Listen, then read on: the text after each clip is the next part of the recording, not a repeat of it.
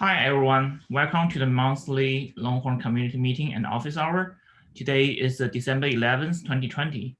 So today we are talk about the upcoming Longhorn 1.1 release and what's the latest update. And also we're going to show a demo of the new re-revenue feature. So let's get started.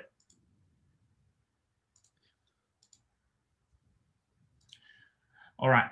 So as you see, we have entered the last phase of our 1.1 release, and we are still targeting end of next week for the release. So currently we have called RC1 release, and there's a bunch of issues we're still working on. And once we close them, we're going to call RC2 release and hopefully get the release on time. So the biggest highlight of the 1.1 release, as you can see from our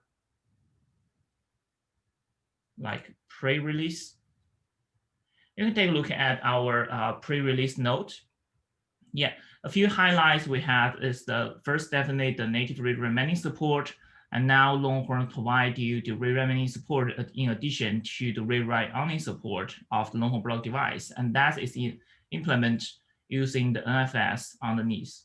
So and the second thing is the ARM64 support. In fact, we got a lot of community members interested in this use case, and many of them in fact, starting experimenting with ARM, even with our Longhorn master build, and report success on that.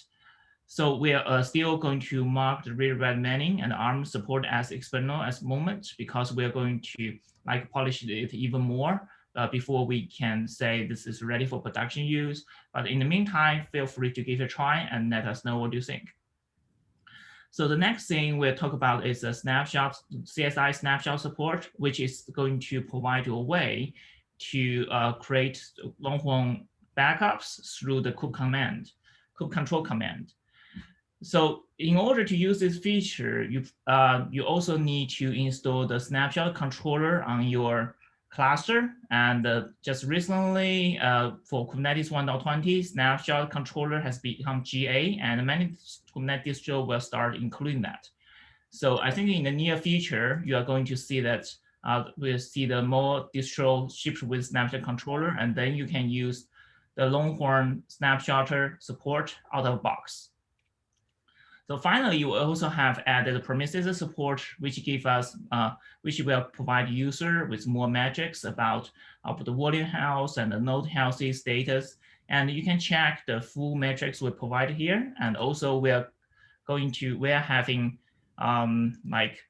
Grafana examples and saying and give you examples of how you can organize your Grafana dashboard to get the metrics from Longhorn. So other few noticeable things. So we have enhanced the failover recovery, and that's previously we have done a bunch of job for the deployment and to make sure that we can recover it automatically. And now that applies to the stateful set as well. So and also we have finished building the feature to rebuilding based on the existing replica, which can save your storage and also speed up to rebuild the process if you have intermediate network disconnection or you have a node reboot, this kind of scenario. So on the batch turn node maintenance support, we have done a bunch of things to make it easier for you to maintain your Kubernetes. One of the most significant things we have in this release is Kubernetes drain is not supported and is in fact recommended. So Longhorn can now orchestrate with Kubernetes to coordinate with Kubernetes to properly drain your workload from the node you want to perform maintenance. And also we add the post-replica rebuild and replica eviction to this release as well. So we have added a data locality option to always keep a replica local to the engine.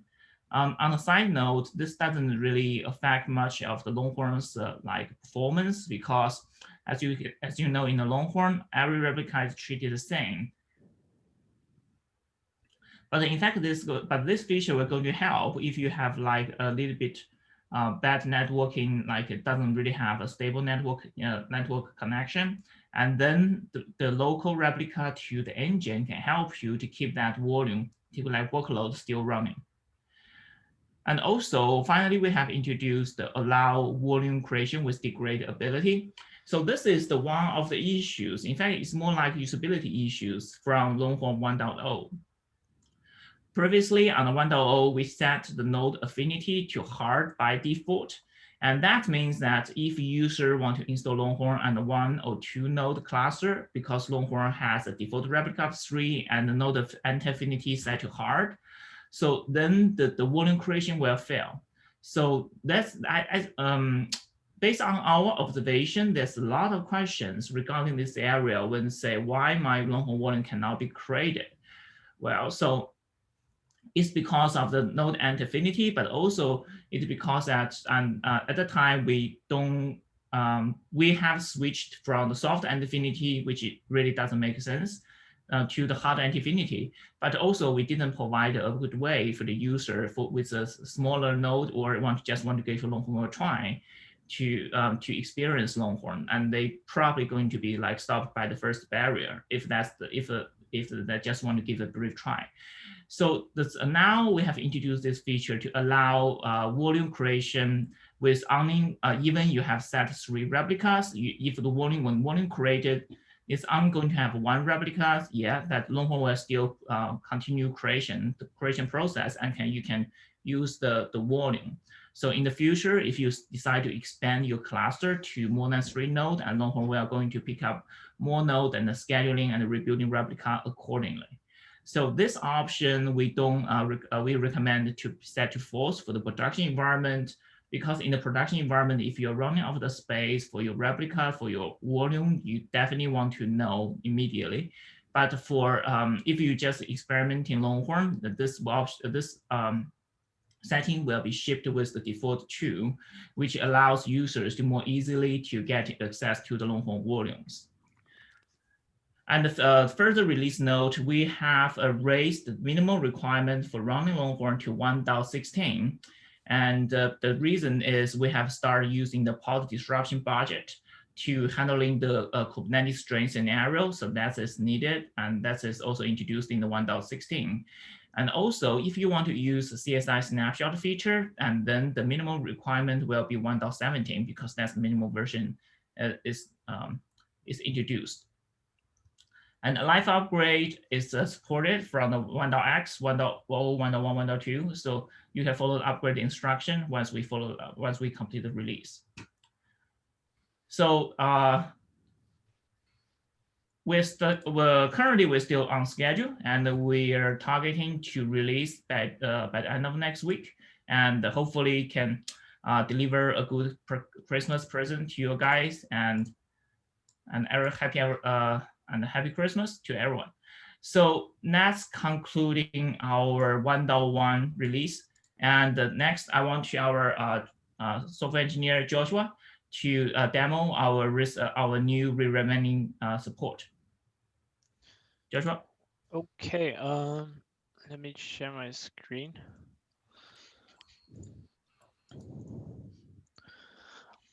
First, I want to give a quick overview of what the architecture looks like. Basically, the basic idea is we generate a regular Longhorn volume and expose this via our new share manager, which is manages an NFS server and the health of that, and exposes that to the workloads.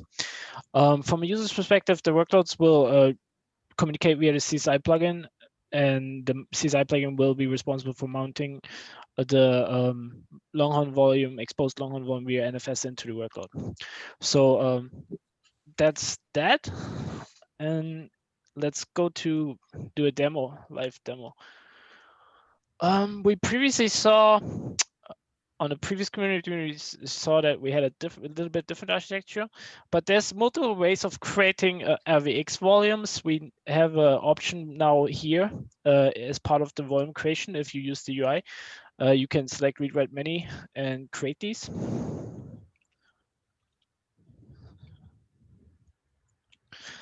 And they have all the same features that the regular Longhorn volume provides in terms of data locality, replica count, etc.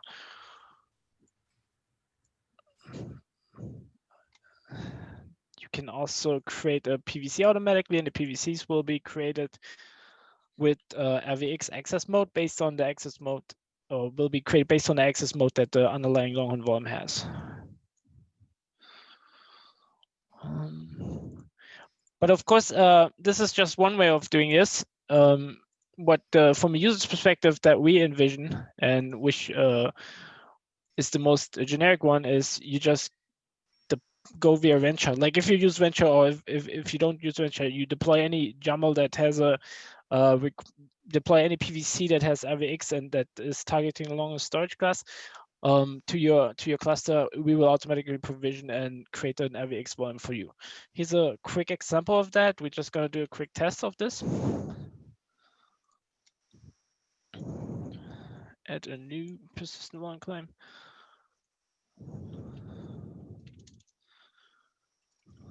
Test volume.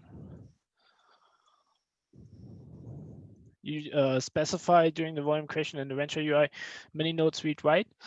This will generate a read write many PVC and PV.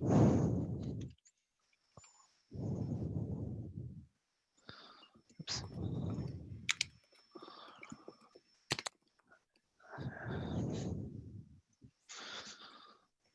And you can scale this up. There, while this is spinning up, you can see in the Longhorn namespace that there is a share manager generated for this. The share manager is this new component you saw on the previous architecture diagram up here, which is responsible for exposing the Longhorn volume. Let me go back.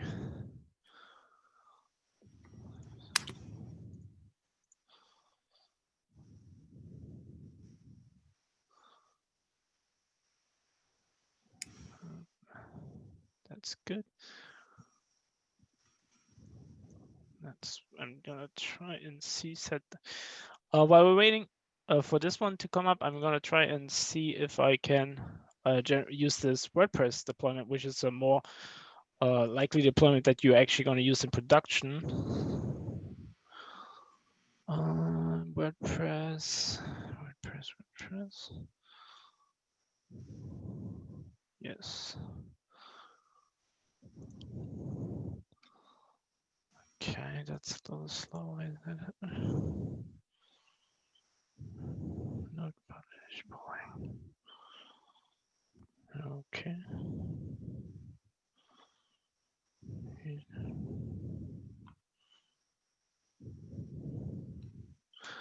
That's the WordPress. All right, what's up with this guy?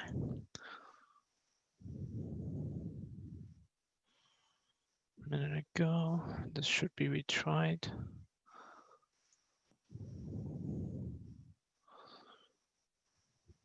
WordPress is coming up.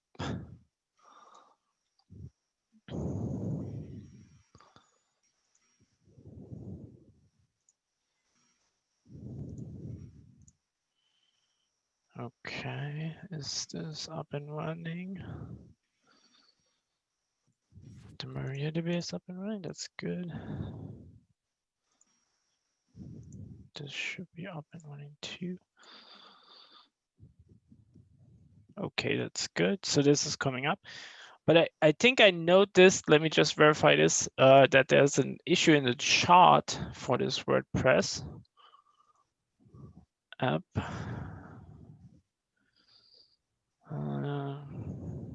Did I create a new one? Is that it? Don't remember. No, this is fine. By default, I think, unless this has been updated in the meantime, the WordPress shard in the app store will create an RVO PVC instead of an RVX PVC. So I pre-created this WordPress RVX PVC. And then that was one way of doing it. You can pre-create the WordPress RVX PVC, and then you can install through the app in the chart, the app in the catalog. All right, so let's go check on the WordPress. Yes, so that's up. That's running single node. Let's get some more up. Let's say we have lots of traffic. We want to share the PHP stuff between it. Let's check on our test one. Test ones are all up as well on different nodes. a quick way to verify this is I just see if the mount point is available. But obviously that's not very nice to look at. So let's look at this WordPress while it's scaling up. Yay, up and running. Let's see. I think is it VP admin PHP? No. How do you get into the admin stuff here? If you're able to, yeah, login. Let's see if I remember.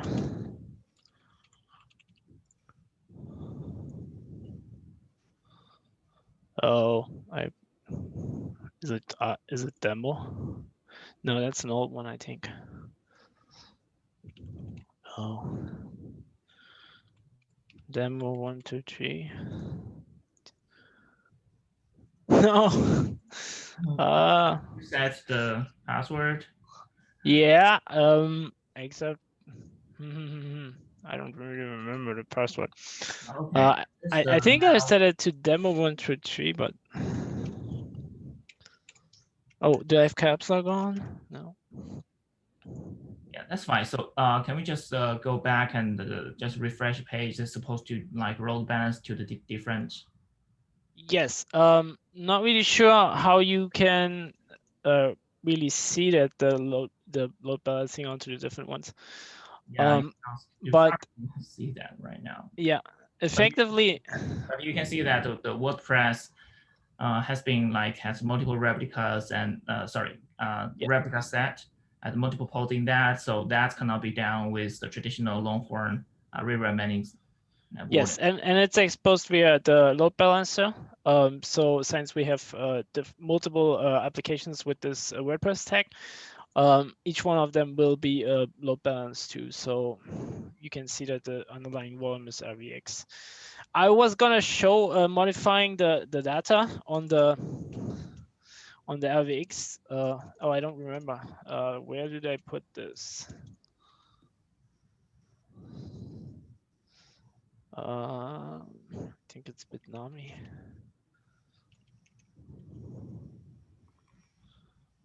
Is it? Are you going to like modify the content directly? Yeah, normally I was the reason people want to use this in RVX mode is because they want to share the underlying PHP files. Yeah. And templates. So normally I was going to log into the admin interface and like upload a new plugin or something and make it available. But since I kind of screwed that one up,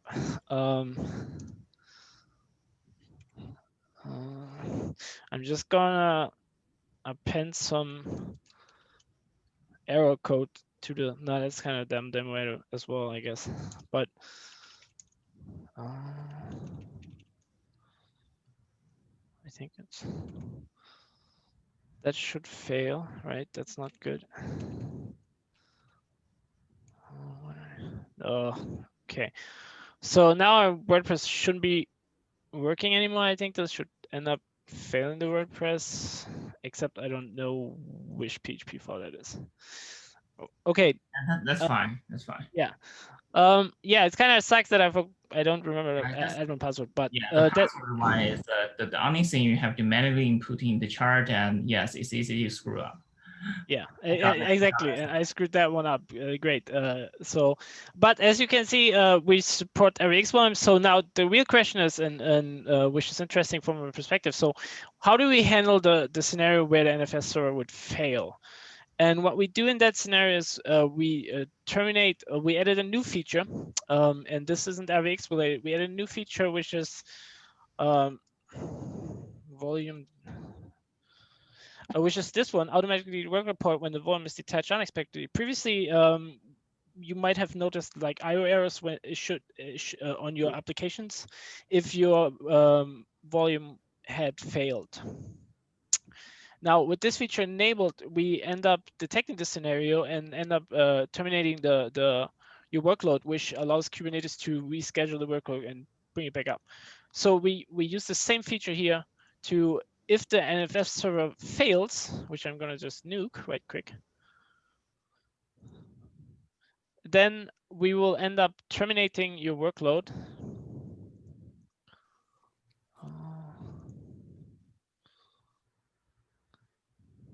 Which one was that? I think that's test. Test just got rebooted. Yeah, test, but it should have rebooted all of them. Oh, okay. Just remounting. It's doing remount on all of them. And as you can see, this was really a quick failover because we don't need to deal with the complexities of the NFS in this scenario because we can effectively just bring up a new one. Since we're terminating the workloads, you don't have the stalls that you normally get with NFS hard mode. So Kubernetes can immediately bring up a new pod. So the failover is really quick in this scenario. And you can keep doing this over and over.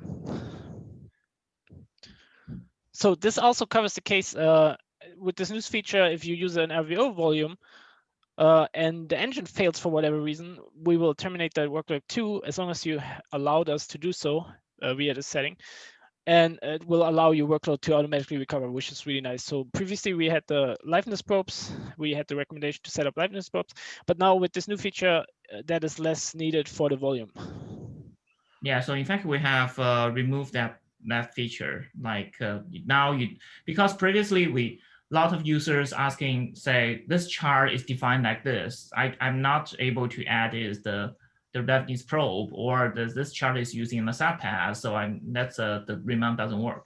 So now we decide to switch to this approach. As long as your pod is controlled by the Kubernetes controller, like stateful set deployment, and the Longhorn will go in and delete that pod in the case of the engine failure, or like shard manager, your NFS endpoint went down, and Kubernetes will going to very clearly restart, like recreate the pod and make sure the whole thing in place.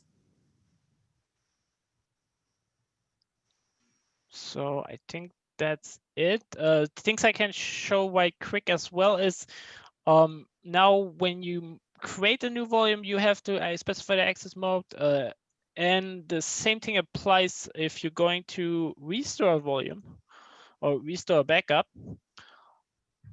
You can specify the access mode as well. So besides the restore is effectively creating a new volume, we specify the access mode here as well.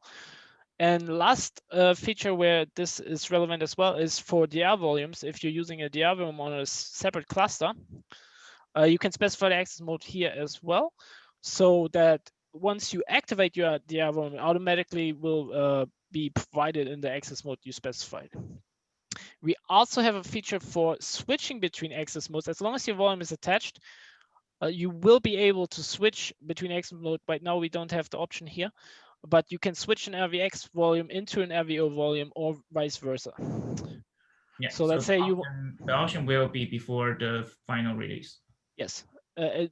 You might ask why you want to do this. Let's say you want to do some maintenance on the volume. You might want to switch it to RVO, just attach it to maintenance and do some work on it. That's it from my side. Is there something else I should demo? Yeah, looks good to me. Right. Thank you, Joshua. Thank you. All right, so that's conclude our today's community meeting. Stay tuned after community meeting for our office hour. And thank you everyone for joining. See you next month.